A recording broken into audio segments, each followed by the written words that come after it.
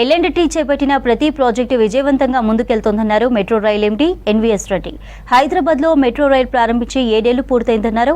Metro ప్రయాణంలో సువర్ణ అక్షరాలతో లిఖించదగిన రోజన్నారు. ఎన్నో ఒడిదుడుకులను అధిగమించి ఈ స్థాయికి మెట్రో వచ్చిందన్నారు.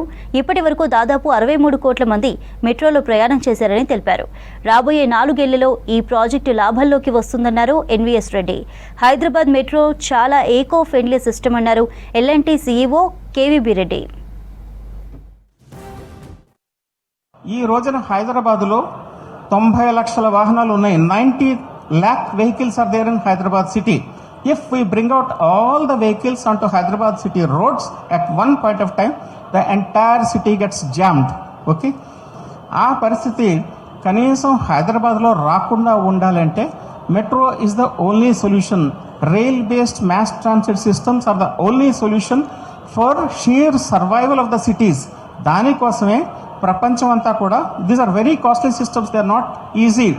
ఇప్పుడు మనం మెట్రో ప్రాజెక్ట్ సెకండ్ ఫేజ్ కట్టుకుంటున్నాం, కంప్లీట్లీ ఎలివేటెడ్ మెట్రో కట్టాలంటే అరౌండ్ 350 crore అవుతుంది. మనం చాలా ఎకనమైజ్ చేసి అండర్ గ్రౌండ్ సిస్టమ్ చేయాలంటే anywhere between 600 to 1000 crore per kilometre.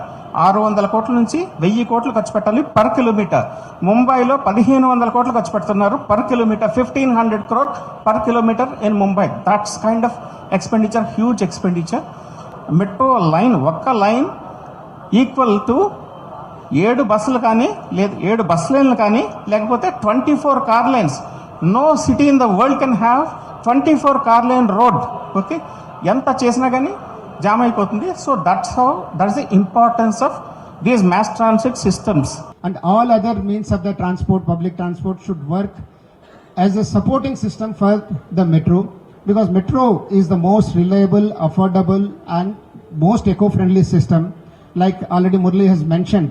So I have also some statistics.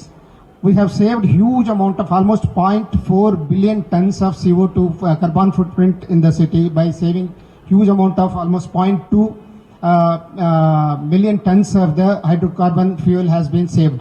That's a great achievement which is making the cities affordable and people are able to breathe good amount of the free oxygen air.